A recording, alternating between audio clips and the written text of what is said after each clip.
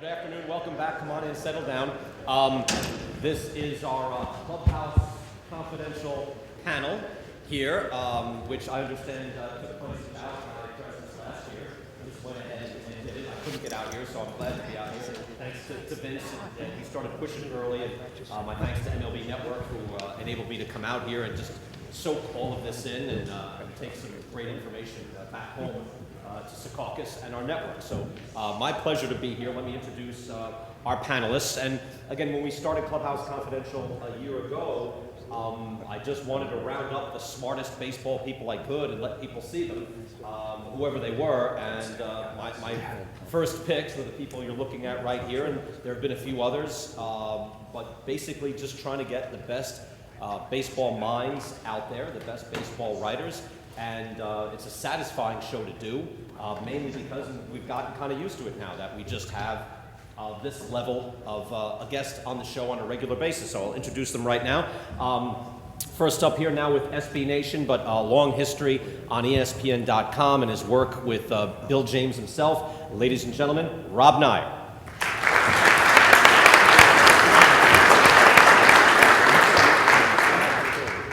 From FanGraphs.com, brilliant writer, and let me see, he's ready to blink for your entertainment value right now. Staring Dave Cameron is coming. That's something his associates on FanGraphs point out. Blink Plus, yes. I think we're going to have a staring contest for charity. If any of you want to challenge me, we're going to do it later.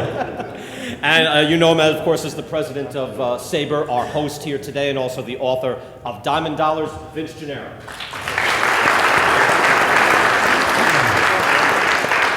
Can I ask you, I'm going to ask you guys right away, put you on the spot. I want, just so to clear your minds, man. All right, so clear your minds.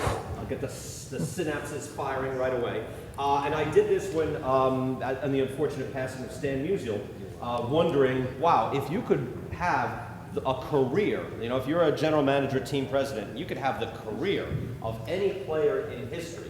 Let's take a 15-year run, okay? Basically the bulk of someone's career. Let me just put it this way. I ran this by John Walsh earlier. I will have to say, besides Babe Ruth, let's just do that. Besides Babe Ruth, Dave, you first. Give us a player you would pick. You can pick one player throughout history. His stats are his stats. His career is his career. He's going to do exactly what he actually did over his 15-year peak. Who would you pick? I mean, as long as we're not PED testing, you have to take Barry Bonds, right? 600 on base percentage for a pretty good stretch. I mean, as long as we're dealing in an era where I know he's not getting suspended, I'll take Barry Bonds. Vince? I would probably say Ted Williams. Yeah, I think that, you know, I would take the offensive force and deal with the rest of it around him and not worry about the complete player, the defensive player, and so forth, and all that stuff. You're both willing to put up with the stuff, that other stuff. Yeah. What about the good Clubhouse guy? Not about that, are you? Rob's still pondering. Rob, do you want a little time? You know, it's funny, when you first asked that question, I thought your question was, if you could be a player, which player would you be? And I was going to say Yogi Berra, but I don't think he's the answer. You know, I think I'm not going to answer the question. I want to say, but I want to make a point, which is that you could make a great case for Willie Mays. Willie Mays probably is the guy, but during Mays' career, he was not universally thought of in that way. He was often regarded as a reason not for the Giants' success, but as a reason for the Giants' failures, which I find fascinating. It's very difficult to be objective about a player while he's playing. So it's nice to have some distance from the player. On the other hand, if you have too much distance, you can miss things. And Mays was not considered a reliable player or a particularly good team player by many of the people who followed his career closely in the 1960s. So your answer is not Willie Mays? Yeah. No, it isn't. From my perspective, it's Willie Mays. I think he was probably, on balance, the greatest player over a 15-year period. You can make an argument for Mantle, but he was so rickety that I probably would take Mays. Certainly if you extend it to 20 years, then it's almost has to be Mays. But 15 makes it a little tougher. 20 actually, I thought, things started to tilt to Hank Aaron quite a bit. His run was, again, when you look back and you start actually looking at it again, it's like, wow, he actually lasted a little bit longer. I think I might go Stan Musial. Although, the names that just flashed into my head, that might be, I thought maybe you guys would go with, look, I know it's ancient history, Hannes Wagner, obviously, but how about Joe Morgan or Mike Schmidt, considering positional scarcity, the greatness, and the era that, they dominated? I do want to throw one more thing. All of these guys respond to that, which is that one of the things that, and I might have mentioned this last year, so I apologize, but that nobody ever talks about is how much better the National League was from the early to mid-50s through the 1960s to maybe even the mid-70s. Yeah. And I think that for example, the Mantle-Mays comparison, nobody ever talks about that. And I think that the easy thing to say is that Mantle was the better peak player, Mays was the better career player. And if you look at the raw numbers, that's probably the case. But if you consider how much better Mays' league was than Mantle's, I think Mays might even win the peak comparison. And I'll let the other guys talk about those players you mentioned. Yeah, I mean, I guess the question is, like, if I'm just taking one guy, I don't know that I care so much about positional scarcity, because you didn't necessarily say we're doing a Reeve fantasy draft thing, we have to worry about the next best guy that you're going to get in the third round or something. If you're just looking at it and saying, do I think Joe Morgan or Mike Schmidt had as impactful a career as Barry Bonds, I don't think I can make that argument. I mean, you just look at a guy, 600 on base percentage and 70 million home runs. Like, Joe Morgan never did that. Vince, anybody else you want to throw? No, I mean, and I think in the era that Williams played, I would definitely take him. But back to Rob's point, I often find myself talking about and quoting that Minnie Minoso was the second best player in the American League from an on-base percentage standpoint, a lot of offensive statistics that we value today in the 1950s. But to Rob's point, he might have been the 8th or 9th best in Major League Baseball. I don't know, the 6th or 7th best, because of that great disparity we started to see in those. I remember it more vividly in the 60s when I was young, and I can remember just how intimidating the National League was at that time versus the American League. You can sign any player right now to a one-year deal, any one. Who would you sign, Rob? I did not give him a heads up on this, obviously. Clearly. Wow, that's a good question. Obviously. I'm going to pass. I'm not in 2013 mode yet. I think I'll take Justin Verlander. I think with pitchers, the risk is long term, and the scary of the 6 or 7 year deal. But for next year, I think maybe you want Justin Verlander. Yeah, I was thinking between Miggy Cabrera and Verlander. It's a tiger. So I don't know. I'd probably go with Verlander though. Depending upon which context you're in and what the team is. It would be one of those two players, undoubtedly. You could argue, though, that Mike Trout is the guy. And I'm two minds about that because it seems like it would be almost impossible for him to play better, and maybe not even as well. On the other hand, I think Joe Sheen wrote a thing a couple weeks ago suggesting that young players who have incredible seasons, really young players, tend to do incredibly well the next year, too. It isn't like that's what... I tend to think about Alex Rodriguez, who I think had one of his very best seasons when he was 20, and he wasn't as good the next year, but he was still really good the next year. Right. Getting to Dave's point about Verlander, I feel like just in the last few years we're starting to elevate pitchers a little bit, because it seems like pitchers weren't doing as well in those one-season metrics that we like so much as hitters were. But lately they seem to, I don't know if the methodology's changed or what, but all of a sudden they look like really good MVP candidates again when they didn't 10, 15 years ago. I think part of that could be the uptick in strikeouts, right? So there's fewer balls in play now. We're giving more reward to the pitcher because there's just not as much contact as there used to be. Whether that's a structural change or because the pitchers are just better now, who knows? But it does seem like the pitcher is more involved with the direct outcome of plays than they used to be. The deeper I dig on the guys now, the more I love Joey Votto. Yeah. Might be Votto, might be Ryan Braun. I don't know, I'm torn there, but I might just go, right, again, not doing a fantasy draft. Well, there's a lot of first basemen. I might go that one guy. All right, let's get right into, I think it's fascinating right now, especially to this group. There is a grand experiment going on in Houston, right? They're pulling in the brain power, run by Jeff Luhnow, the engineer, who had great track record with the St. Louis Cardinals. 5 years from now, Rob, you weren't having drinks with us last night, so this is coming out of the blue. Dave knows what's coming. 5 years from now, 90 wins over under for the Astros. I would say over. I think that here's the problem. There's no real difference structurally from our perspective between 85 and 95 wins. That's what the variability is, 5 wins one way or the other. Do I think they're in the 85 to 95 range in 5 years? Yes, I do. Wow, okay. That's a definitive answer. Well, I picked 90 because I'm saying, are they going to be really good? That's what. Are they a division? I think they're a contending team in 5 years. Yeah. So you're saying this works, Dave? I'm going to go under. I think, not to plug FanGraphs too much, but there was a really interesting community post by a guy named Dan Farnsworth that we published a couple months ago, maybe even a month ago, kind of looked at the effects of rebuilding teams and whether teams should rebuild when you consider the financial aspects of losing a bunch of games, driving away your fan base. I think the variable that we can't really know is how much money is the new ownership going to be willing to commit if fans don't come to the ballpark the next few years. I think we've seen teams do this kind of thing before, where they tear it to the ground, they get a bunch of prospects, and they say, in 5 years we're going to spend, and then they average 15,000 fans a game, and the owner just says, no, we're going to cut payroll instead. So I think if the Astros go 40 and 120 this year, and they get 3,000 season ticket holders next year, how much is that going to affect their ability to sign free agents to actually look like a legitimate winner within the next 5 years? Or are they going to have to home grow an entire roster that doesn't have a choice? Vince?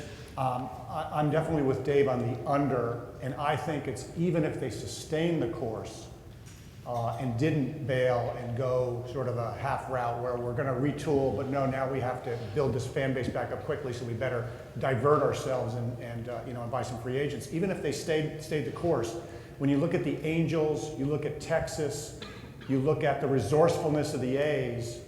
Seattle, come on, Seattle. I'm getting there eventually, though.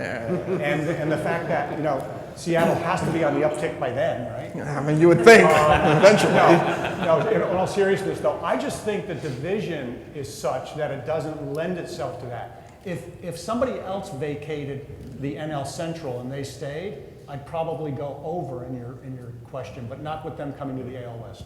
Isn't this, Vince, start with you, is this the grand experiment? I mean, isn't this like from, okay, we're really going to try this? I mean, here, director of decision sciences, right? I mean, they're grabbing all the guys, the smart guys from the websites, pulling them into the team. Well, is this really the sabermetric experiment? I wouldn't go that far because I think there's other experiments that have been out there before. I think Boston, Tampa Bay, Cleveland, there's other places who have done very similar things. I mean, maybe Boston hasn't quite had to drive it down to get it back up. But I think that this mindset that they may be doing it a little more dramatically. And there's a school of thought out there that says, rebuild and get aggressive and shed assets, but don't get yourself to the point where you're going to lose 100 games a couple years in a row. That, I admit, the Astros seem to have crossed the line beyond and abandoned. So in that sense, there's an element of experiment to it, but I don't think this is entirely unique. What do you think, Dave? Yeah, I think the experiment really is in how far you can push a fan base. And I think the Pirates are kind of a fascinating question for this because they've been bad for a really long time. In the last couple of years, they've had some good first half runs and they've gotten a decent amount of these fans back, and then they've fallen apart in the second half. But it seems like they're reinvigorating their fan base. I haven't seen enough research to know with certainty that we can say that the Astros aren't doing irreparable harm to the potential fans in Houston, where if you're a kid growing up in Houston, why on earth would you care about the Astros for the next couple of years, especially when the Rockets are pretty good? Maybe you're pushing potential fans to basketball that are never going to come back. Wow, really? Maybe.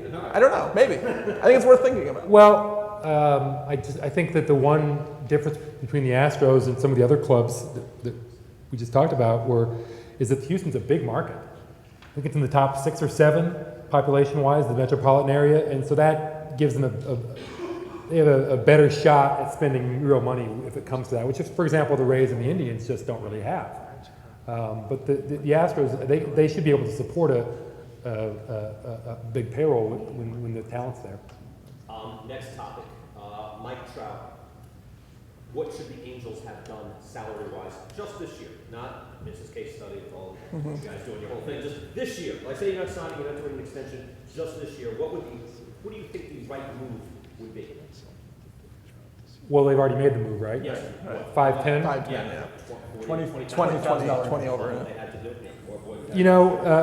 Bill made a great point earlier, and I took a note. I can't remember the quote. That's why I take notes. But, here we go. the law of competitive balance also controls happiness. And he mentioned this study, which I just ran across a week ago. I love Kismet. When you talk to people who win the lottery and people who are quadriplegics a year after the event, their happiness level is the same. And of course, the notion is that Mike Trout would be happier and maybe play even better if they'd given him $1 million this year instead of $510,000. I don't believe that's the case. I think he'll play exactly as hard. He knows what the deal is, and he's not the first who's gone through something like this. Could they have given him $100,000 just because they wanted to? Sure. I'm surprised that they didn't. I don't think this affects his performance one bit, and I don't think it really impacts their ability to sign him to a long-term deal at some point. I think as regards to Trout, I'm with Rob. I don't think this matters to Mike Trout. I don't think this will stop Mike Trout from re-signing with the Angels. I think long-term, no one will remember this. This happens to almost every great player in baseball who comes up and has a really good rookie year, and they're massively underpaid until they get to arbitration. I do think, though, maybe it's a little bit of an opportunity cost where they basically had, if they gave him $1 million, that's $500,000 in really good PR. PR is expensive. Teams pay a lot of money for, all kinds of advertising campaigns. They could have just given Mike Trout $500,000, and that would have been talked about around the world of like, man, look how generous the Angels are, and maybe that makes an impression on some other player. I think they could have looked at it as an advertising revenue and not a baseball expense and just said, let's give him $500,000 and it's better than buying ads on TV. Yeah, but Dave, if they do it for him, they'll have to do it for every rookie that's also the best player in the league. Right, exactly. When they have that problem of having 10 more 20-year-olds, it's really going to add up. Vince? Well, that was absolutely my answer, which is absolutely give him $1 million this year, which is a little more than double his salary. Do it more for the fans, secondarily for him. And I think the goodwill you buy, the signal you send that the kind of organization you are, I think goes a really long way. And whether it helps, I don't know that it's going to make him play any differently this year. Whether it helps them sign him better, easier to sign long term, I don't know either. I doubt it. I agree with you, Rob. But I definitely think it would have been the right signal to send. And I also would have said to them, and look, after this season, we want to sit down and talk seriously about a long-term deal. Mm-hmm. So send that signal now with the $1 million check and be on with it. See, I completely disagree with you, Rob, and Bill James, all due respect, Godfather, wherever you are, but you always remember how someone treats you financially. And ball players, I work with these guys, they bring up 1986, I went into the GM's office, and they remember everything. I think you always remember how you treated. And right, if it's not, I know Joe Sheehan wrote a thing, and I got to disagree. I agreed with what he was saying with that. In the end, you will go to who is paying you the most money. And he's right. And yet, you want every little edge you can.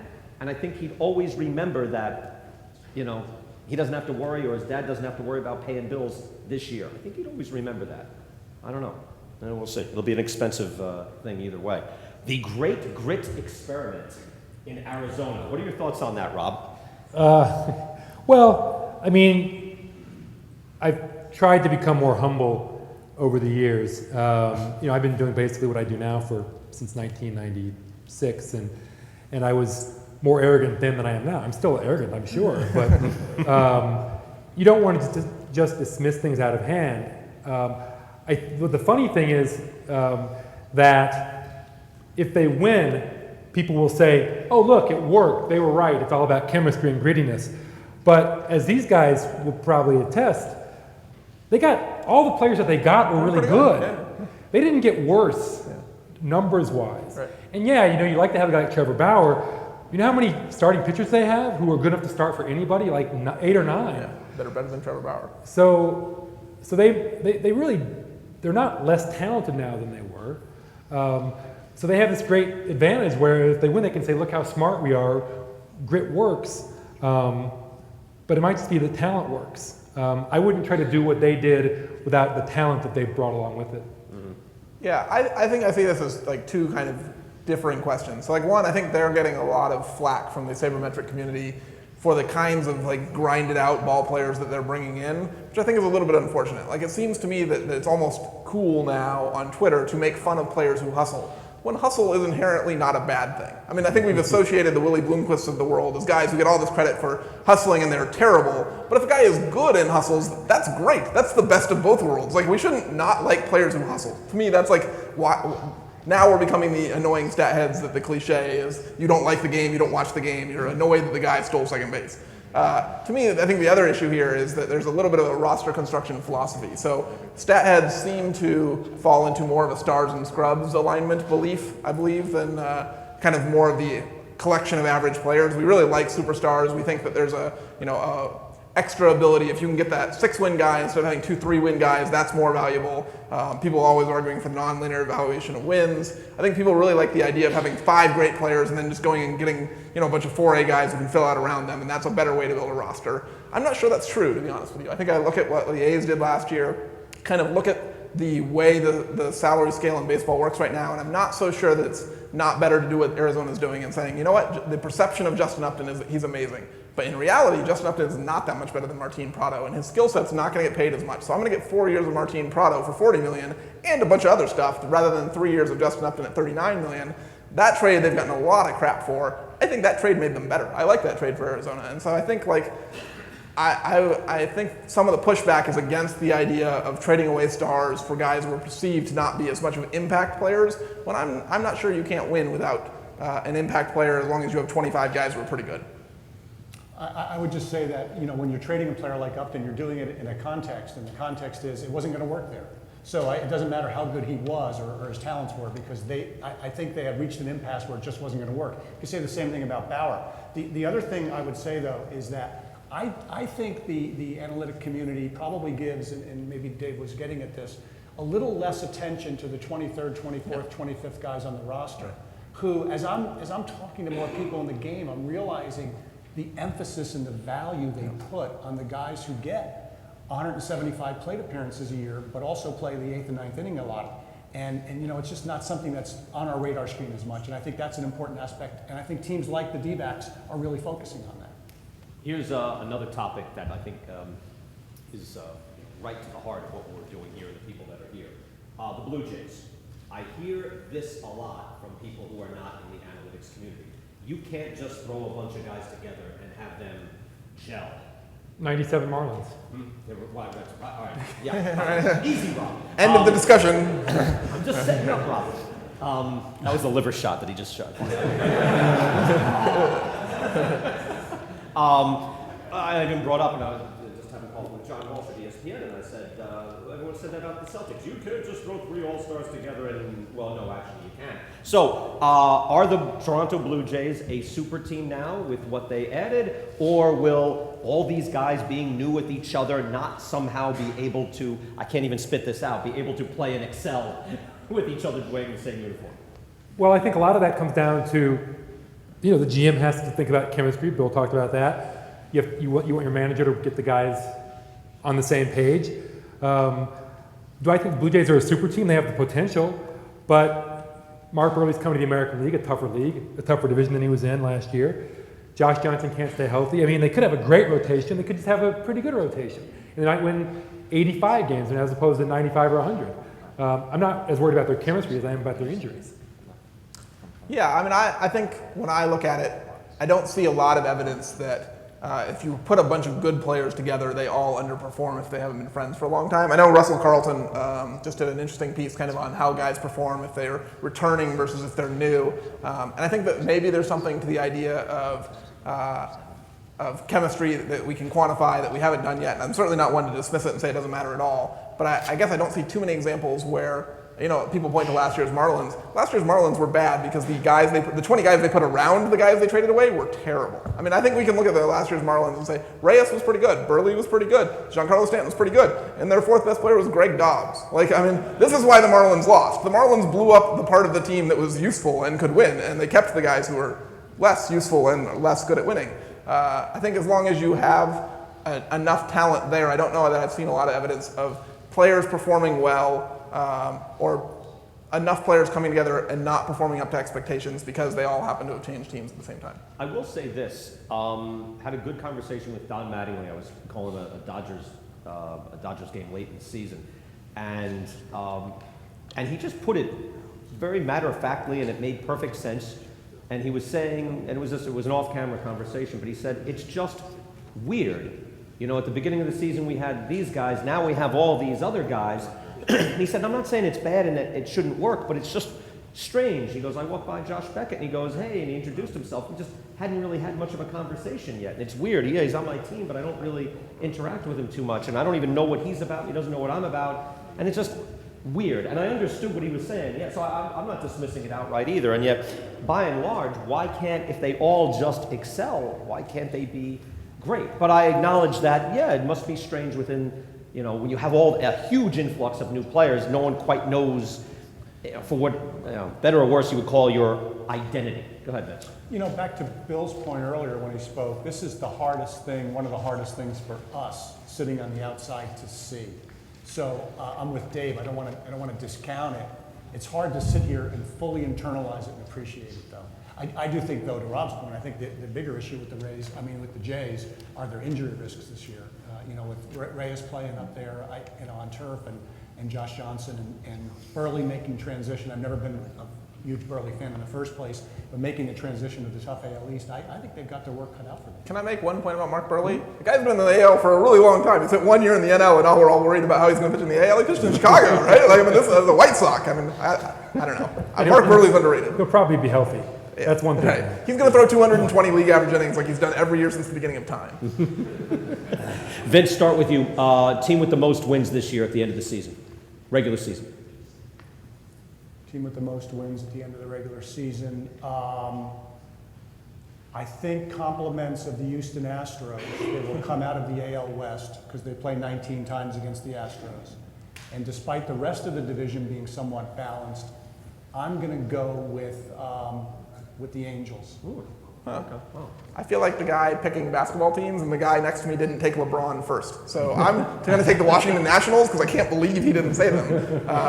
I think playing the Astros is helpful, but the rest of that division is tough. And I think the Nationals on paper are like a 95 to 100 win team. I made some comment on the podcast that their only problem right now is their sixth starter isn't very good. So the guy who's going to open the year in AAA and wait for someone to get hurt could use improvement. But that's the one weak spot on the roster I see. Rob? Yeah, the Nationals, on paper, I'll try to pick somebody else, but the only reason you have to pick the field against the Nationals, and it's really hard to win 98 games 2 years in a row. But their talent level is incredible. Wow, somebody besides the Nationals. Yeah, good luck. No, it's not a draft. You can pick the Nationals. I don't want to because it's the obvious answer, but they have a Hall of Fame manager and they have 22 good players. It's pretty hard to pick anybody else. And they get to play the Marlins, who aren't that much better than the Astros. So if we're just saying you're going to beat up on someone, you get to play whatever's left of Florida. Get ready for some questions because we'll open this up in just about 3 to 5 minutes, and so get ready there, and I'll give you all the chances to ask these guys questions because great stuff. But I'm enjoying the conversation just here, not to even have the normally I have a pretty tight time limit, even we have our own little half-hour show. Vince, let me start with you. Give us anything you got on the effect of these TV contracts, both nationally and regionally, where some teams are shooting way ahead of the others in terms of what they get from their regional sports networks. Well, the interesting combination of the mega regional TV deals and the $189 million luxury tax threshold has brought the Yankees back to the pack, or brought the pack up to the Yankees. And I'll say the Yankees in the more recent years, the Red Sox. So I think we're getting, I don't even know if that's the right definition of competitive balance, because it might mean that 7 or 8 teams are in the top tier, and I still think that there's a bottom, clearly. The fact that all teams this year got a nice, decent tranche of money, some of which you've seen is being spent back in the free agent market, teams like the Indians, I think does help the bottom of the pack, so to speak. But I think at a minimum, I think the biggest penalty is to the Yankees. I don't expect a lot of people to feel sorry for them, but I do think that they're the one team that is clearly no longer as financially advantaged as they were. Dave? Poor Yankees. I think there's a compounding effect here that I think is kind of fascinating, is that I think Vince is entirely right. The floor has been raised. I'm doing a piece for ESPN, the magazine's baseball preview issue that will be out in a few weeks, plug. But basically looking at like kind of the changes in competitive balance over time, and in the piece I'm talking about like the salary, the low end salaries. In 2005, I think the Rays spent $28 million. Last year the low team was $55 million. It's like an 80% increase in the bottom salary over a 7-year period. The top salary went down $10 million. The Yankees went from like 208 to 198. So there's no question that the floor has gone up significantly. The Astros are going to blow up my entire analysis this year, but that's okay. The piece only focuses on through 2012. But I think compounding that floor rising with the willingness of teams to enter into long-term contracts with very young players who have very little track records, I think it's created an interesting shift where now you have teams who previously couldn't have kept their stars, have been given an extra $30 or $40 million that they're then turning around and giving to their best player in most cases, or one of their 2 best players. And they're locking them up through their age 29, 30 seasons. We just saw Chris Sale sign, Alan Craig just signed. It's becoming very common now for these teams to sign guys very early in their careers before they even get to arbitration. So these guys aren't getting the free agency. So not only do the Yankees not have as much money as they used to relative to the rest of the teams, they're terrible free agent classes coming. Like you look at the next few free agent classes, next year it's Robinson Cano, who's a second baseman on the wrong side of 30. Then the second best free agent is Jacoby Ellsbury. I'm sorry, that's just not that exciting anymore. So I think that with the bump that the lower revenue teams have gotten in order to keep their best guys, it's also made it harder for the top teams to use their money wisely on the kinds of players who would help them win. And I think the question is whether that's temporary or permanent. Because it could be that the dollars get, what if a $30 million per year contract is the norm for a superstar?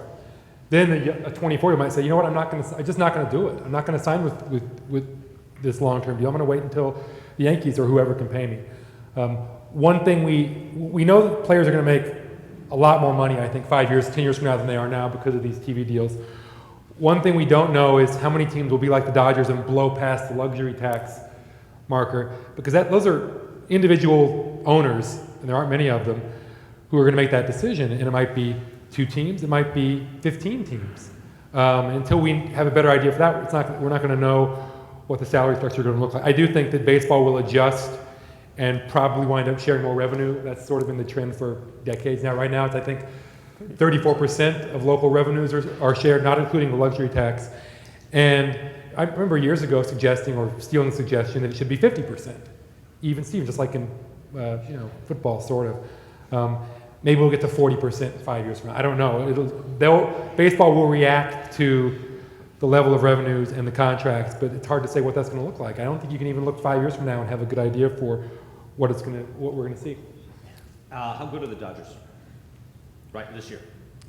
Go ahead. I think they're the 3rd best team in that division. I know people love the top end of it. I think this goes back to the stars and scrubs versus depth thing. Their top 4 players are as good as anyone's top 4. 5 through 25, I'm not sure they're above average. I think there's a very strong group of stars, and then there's not a lot of depth. I think injuries could really take them out. I don't love everything on that roster after the top few guys. I think Arizona and San Francisco are still pretty good. So I'd see the Dodgers as a mid to high 80s win team in a division that has several of those. Yeah, I would call them a mid to high 80s win team, and I think the Giants are a little better. Well, let me pose this question to you 2 guys then. I don't know the answer. They were a mid to high 80s team last year. Aren't they better this year than they were last year? I think they have new players who improve, but I think you also look at like Aaron Harang gave them 200 innings with a 3.75 ERA last year. He's not going to do that again, and whoever they're replacing him with might not do that again. So there's guys that you look at that you're like, it's just Aaron Harang. Like if they lose Aaron Harang, no big deal. But these guys, Mark Ellis, AJ Ellis, some of them gave them pretty nice performances last year that they're not going to get again. I think that the Dodgers had a decent amount of things go right before they made that big trade. They were in contention for quite a while before they got Adrian Gonzalez and all these Hanley Ramirez. I'm not sure that adding these big names is going to push them forward that much over the contributions they got from some of the guys who were probably a little underlooked last year. Where do you think they end up? 90, 92. Okay, so you think they're good. Yeah. Pick a win total for the New York Yankees, Vince.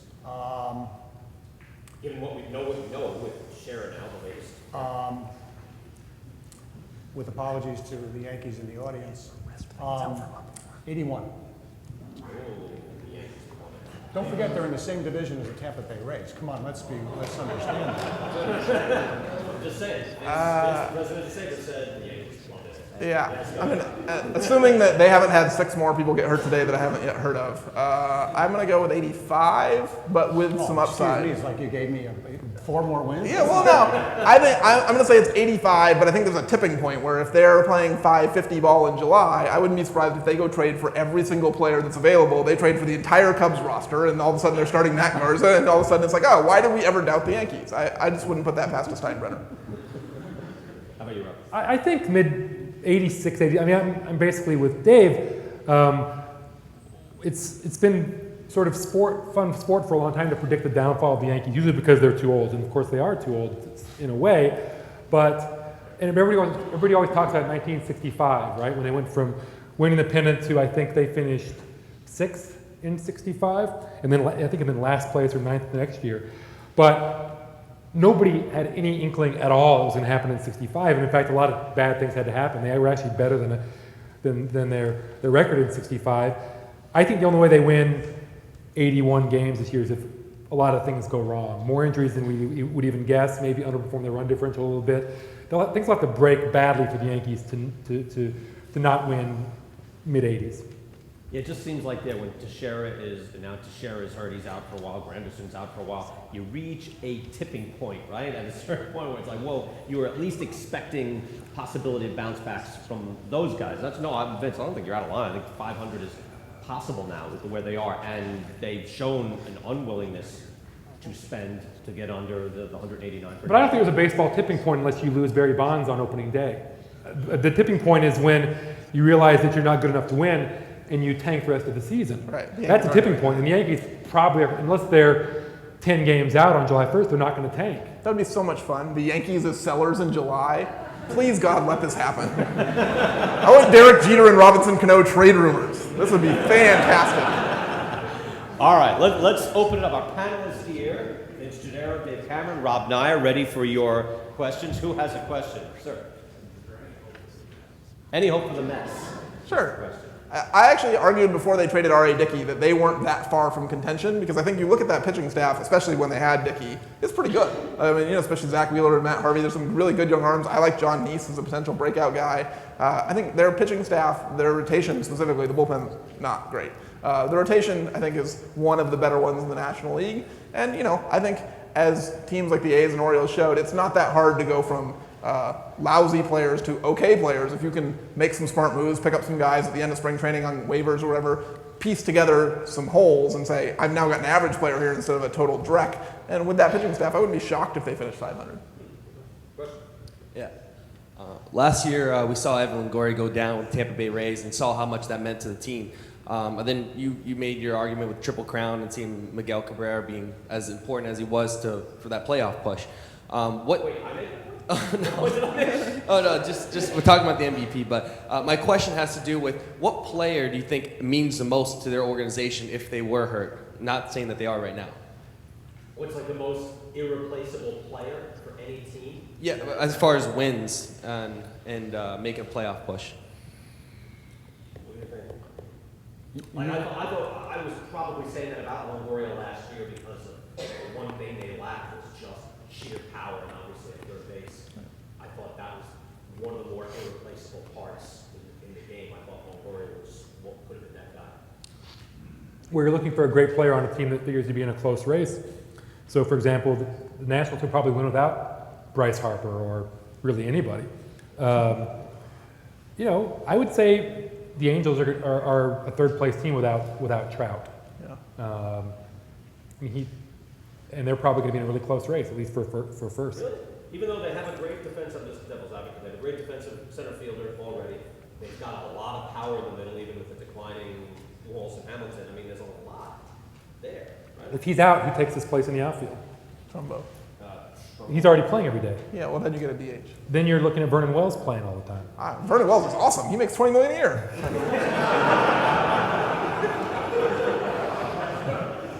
I think you just went deep. You slapped Trumbo right off the table. The guy who slugs 470. No, he's really good. He's already playing every day, though. I'm saying Trumbo stays in the lineup. It's Wells who comes in. Yeah. He's got a point. I think that maybe it's Joey Votto because I'm not sure who the Reds replace him with at first base, and I think Votto makes that lineup work. I think he does a lot of stuff. Getting on base makes it easier for the guys behind him to hit because now the pitcher has to pitch out of the stretch. I think Votto really makes the Reds go. I think also we're talking about the Yankees. I mean, what are they without Robinson Cano? Who are they calling up from to play second base, right? Like you can't just go trade for a second baseman that's going to give you what Robinson Cano is going to give you. So it's Cano or Votto, I would say. That's a good point. Vince, anybody? No, I would agree with Dave. There's 2 points. Okay. Questions, please. Yes, right there. Right there. Now that we have 2012 as a test sample, how do you think the new collective bargaining agreement has affected competitive balance, the quality of the free agency pool, and the draft? Well, I just want to say we talked about this a year ago, and predictions were called for, and I refused to make one. And I said we need more time, and I'm sticking to that. I think that I was a critic of the CBA, and I think some of my critiques were overzealous, as my more humble partner is basking in the glow of not making stupid comments, but that's what I do. I think the CBA is actually mostly positive. I think I will still claim that what they did with the draft and the amateur international stuff is not wise. But I think in terms of what they did at the major league level, the increased revenue sharing, I think overall the game is in a really good spot. I think the one thing that I underestimated was the way draft pick compensation is being viewed this year. We've always had draft pick compensation, and I don't believe for 1 minute that losing a draft pick is dissuading teams from paying big dollars to free agents. It's losing the space to spend money in the amateur market that is having the profound impact.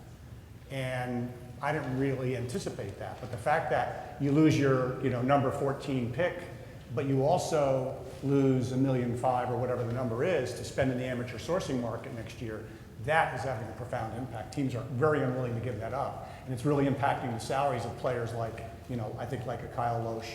And what you find is an interesting free agent strategy by teams. You find if you're going to go into the free agent market, you might be better off to go in 2 or 3 times in the same year and then take a year or 2 off, because you're giving up your late first round pick, or let's say you're protected in the top 10, giving away your second round pick, your third round pick, and your fourth round pick if you go 3 times in the free agent market in 1 year, versus first, if you had those same 3 players 3 different years. This is the Cleveland model. And I do think it's maybe worth pointing out, since Vince mentioned this, I'm not sure that what teams are doing is right. Like, I think this hoarding of the draft pick dollars, like people are saying, oh man, you give up $2 million. Well, you're also giving up the guy you were going to have to pay $2 million to. That was his slot bonus. Like, people talk about this, oh, they're giving up this huge pool that they get to redistribute. No, they're losing the guy who's going to get 95% of that. Like, some teams kind of shifted some of the money around, and the Astros took advantage with Carlos Correa at the top, but I think most of the teams were just giving the bonus pool to the guy they drafted. So it's not that you're losing money that you could have given to, a lot of it at least, to other players. It just seems to me that teams have overreacted and are hoarding their draft pick to a level that I'm not sure makes sense at this point. Good question. Yes. How long until the Pirates are relevant to the postseason? Well, they've been relevant at the All-Star break 2 years in a row. That's something.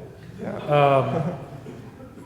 This probably isn't fair, but I think they'll be relevant when they find a new manager. And I'll leave the rest to Dave and Vince.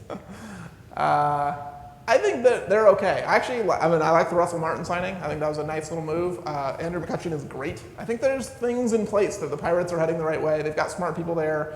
I don't think that division is winnable for them this year, just given that I think the Reds and Cardinals are 2 of the 4 or 5 best teams in baseball. But I think give them a year, give them a little bit of development from Jamison Taillon and Garrett Cole. I don't think it's impossible that the Pirates are contending next year. Yeah, and they do have one of the top 10 players in baseball, Andrew McCutchen. His age 24 and 25 seasons were extraordinary, and we'll see what he does this year. But and I agree with Dave. I think with the pitching that they have coming up, they're very close. Look at your crystal ball. What do you see the role of instant replay in 5 years? I'll tell you where I would like to see it, and I'm really hoping for this. I don't think this will be too popular with this group, but I would love to see. First of all, let me back up and say, to me, the most exciting plays in football are the coaches' challenges. I mean, to me, that's riveting.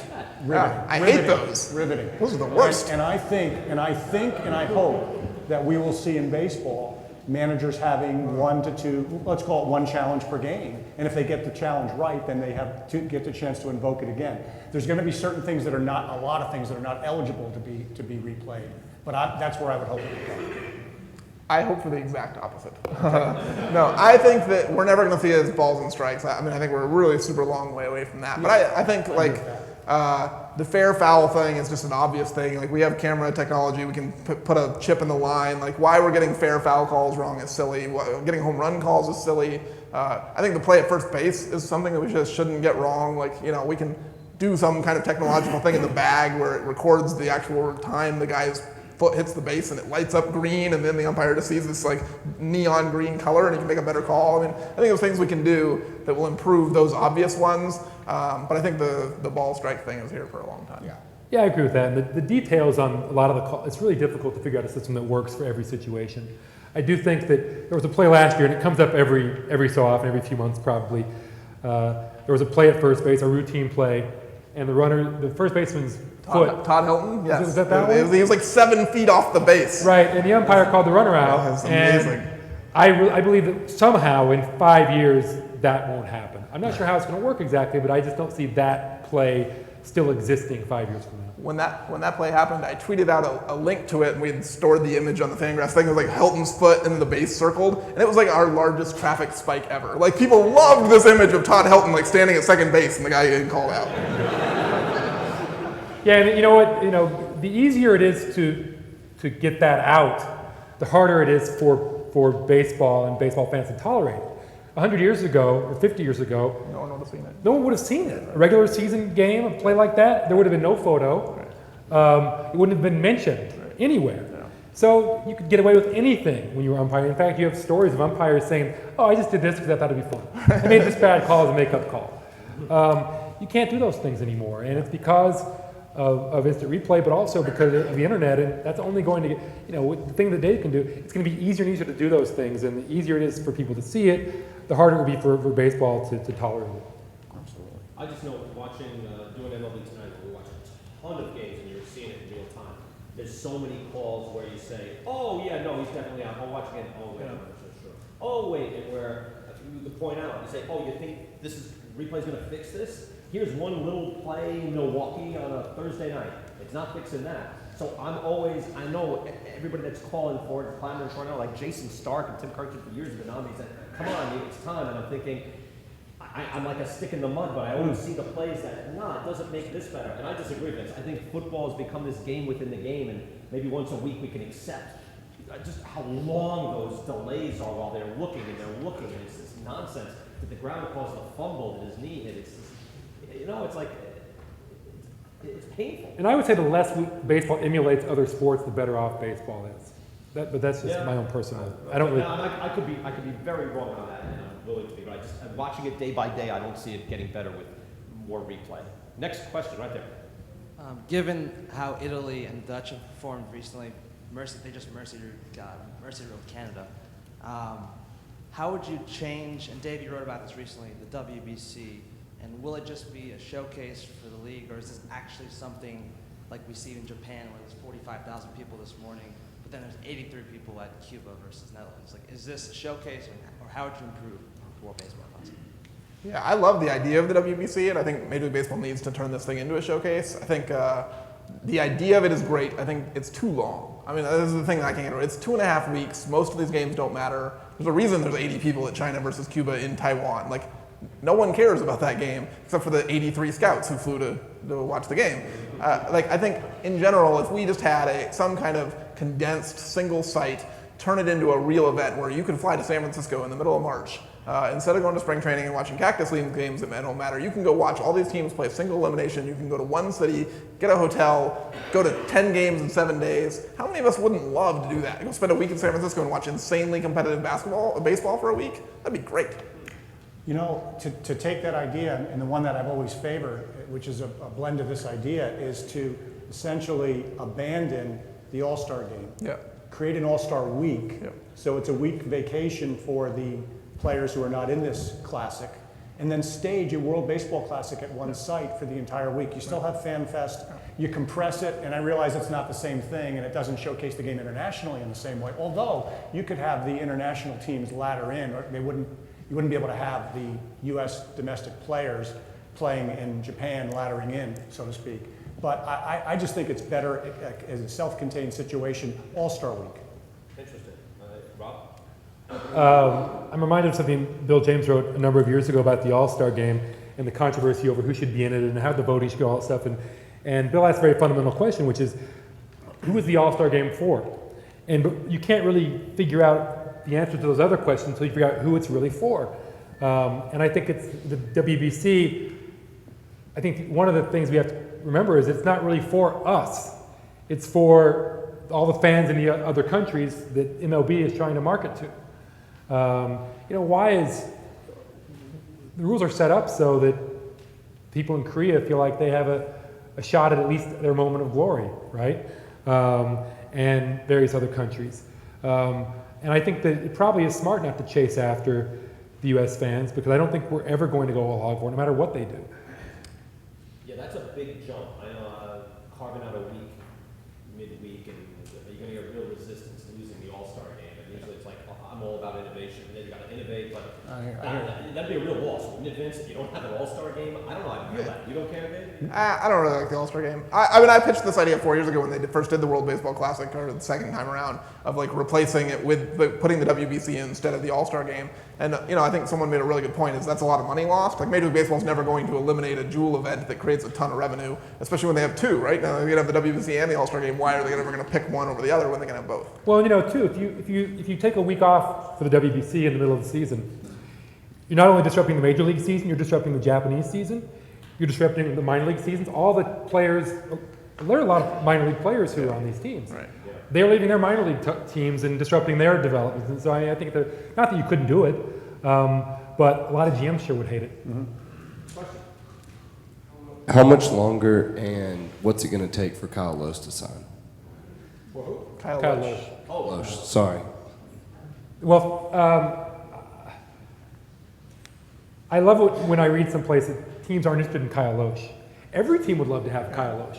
What I don't have any ideas about is what his agent is saying that needs to sign him. And it's probably a lot more than every team so far is willing to pay. Right. But he's a very, everybody, I'd love to have the guy. But what is, Scott Boras, right? Yeah. What's the figure? We must have some team employees here who could just yell something out, right? Yeah. I'm sure it's a lot. So the answer to your question, I don't know, but it's a lot, clearly more than anybody thinks he's worth. And I don't know that that's going to change in the next 3 weeks. I think it's a really fascinating situation because the draft pick compensation expires in June, right? So like once the draft happens, he's no longer attached to this thing. I think that if Boras is dead set on getting a multi-year deal or even one of these pillow contracts, it makes sense for him to sit out till June, do what Royals well did last year and come pitch the second half, because then the teams aren't giving up any of the compensation that gets attached.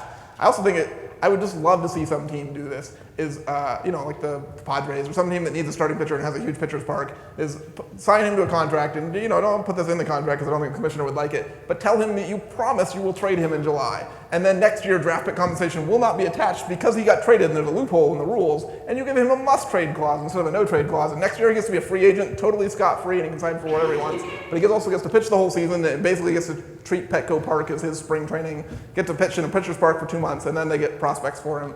I think it's like a fascinating way around this whole deal. I just thought this through. I've written about this. I love the idea of a must-trade clause. Let's get a few more questions. About 5 more minutes, right there. How about the future of the DH? Is it eventually going to be an both league thing, or is it going to continue to be split? Both leagues, and sooner the better. NL. You think it will be? Yeah, absolutely. I don't, because I think for that to happen, a huge percentage of the NL ownerships have to agree that they want to do it, and they don't want to do it. Those people will die. Yeah, but you said a few years. Okay, well, you have some master plan right. in place? I'm poisoning NL owners as we speak. No. That's true. Very good health care. I hate it, by the way. I don't know. I mean, I don't know who's looking at it that really likes it. The DH? Really? You like watching pitchers make outs? Huh? You like watching pitchers make outs? Look, I'll just go back. Look, Texas, St. Louis in the World Series. The difference between the games in Texas and St. Louis was so stark. You know, it was so much better playing a National League game. But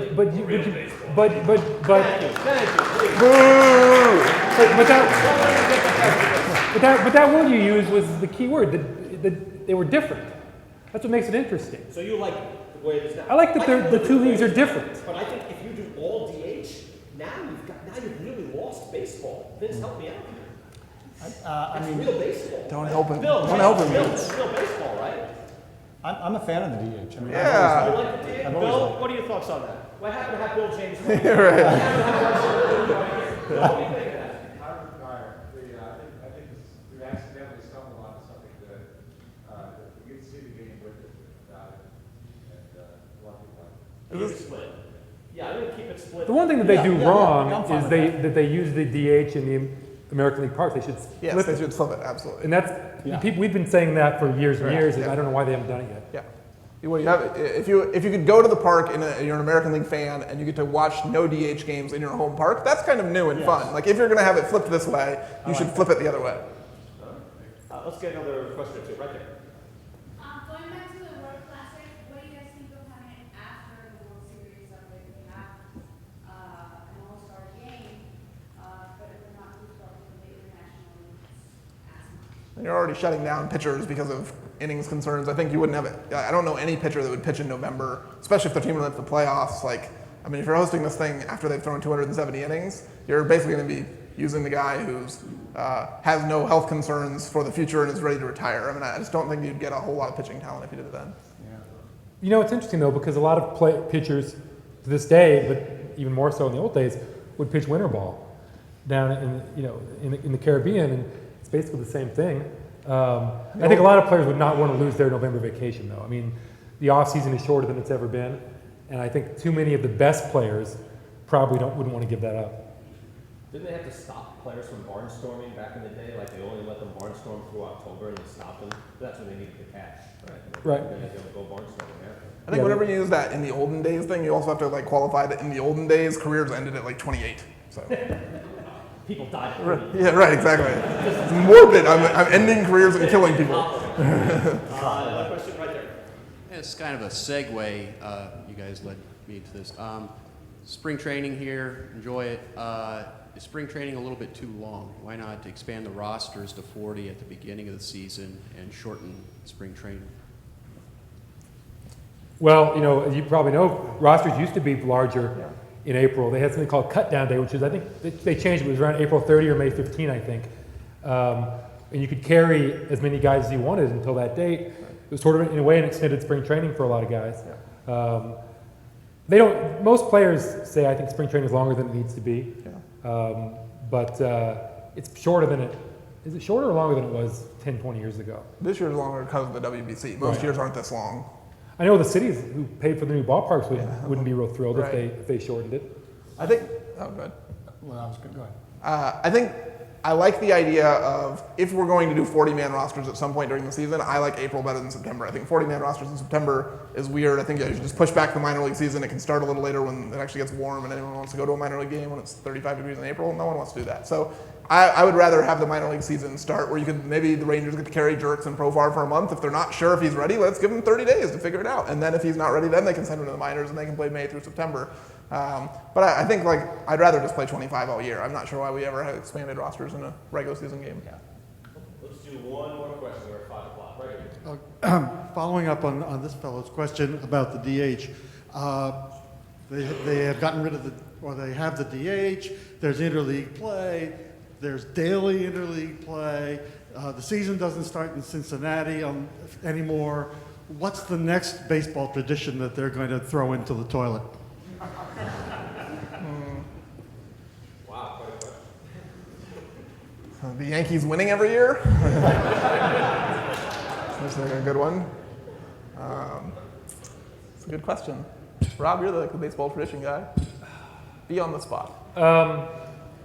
Well, this is one of Brian's pet topics. Maybe baseball will wind up basically feeling compelled to rejigger the rules that are used to determine who wins a game as teams move to a different system of, maybe 4 innings is enough to win a game. Or 3 innings. Oh, the pitcher win. Pitcher win. Okay, yeah. I thought you meant like they weren't going to have to score the most now. It'd be whoever has the most hits wins. That'd be different. Yeah, right, yeah. That's right. It's funny. I think one thing baseball has to do, maybe along those lines, is capitalize on its holidays. That's one thing the NFL has done very well. The schedule comes out today, and suddenly it's an all-day event, and you've got to be kidding me. Where I know what you're saying, opening day doesn't feel like opening day, and there's a few things to make baseball as national as possible, because obviously the money is rolling in. It's extremely popular, but how do you just compete nationally as well as regionally? I think you're right. There's a few traditions that they need to capitalize on, and that's why I'd be reticent to, as much as the World Baseball Classic in the middle, to get rid of the All-Star game. Something about that doesn't even feel right. And I've often thrown out, do we need 2 leagues? Why not play one league? And I get shouted down everywhere I go, and I'm thinking, why? It's just because of 1903, this is the way it happened, and 2 leagues hated each other. Neil, to your point, maybe going in the other direction, maybe a tradition we can bring back, and I'll tell you why after I tell you what it is double headers, scheduled double headers. Yeah. And your first reaction is, whoa, there's way too much revenue given up. But in an era of dynamic ticket pricing, okay, the $40 ticket, maybe it would cost $75 for a double header, because fans would price it accordingly. So I would love to see us bring back Sunday doubleheaders, and there might be some issues with days off for players and travel issues and so forth. And I know the Angels have scheduled one. Was it last year or this coming year? I forget. But I'd just love to see us think hard about bringing back a doubleheader. That's a great point. Yeah. Right. I'd do it. Co-sign. Would I want to do it? Yes, I would want to do it. Yeah. And, you always circle the doubleheader days there. Look, this has been terrific. Of course, it would be good. Vince Gennaro, Dave Clemens.